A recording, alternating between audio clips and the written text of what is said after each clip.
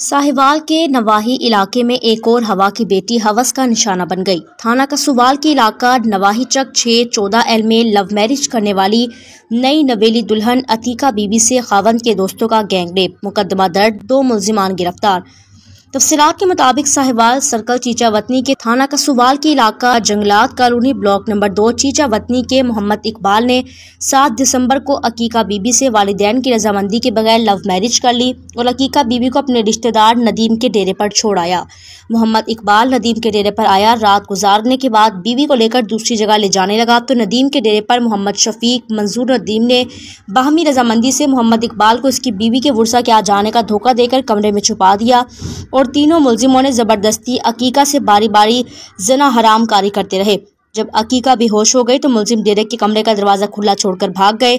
अकीका को फौरी तौर पर बेहोशी की हालत में अस्पताल मुंतकिल किया गया। पुलिस का सवाल ने खावंद मोहम्मद इकबाल की मदद में मुकदमा दर्ज करके तफ्तीश शुरू कर दी। 2 मुल्जिमान को गिरफ्तार कर लिया। Ahmed Hasan, division Sahiwal news.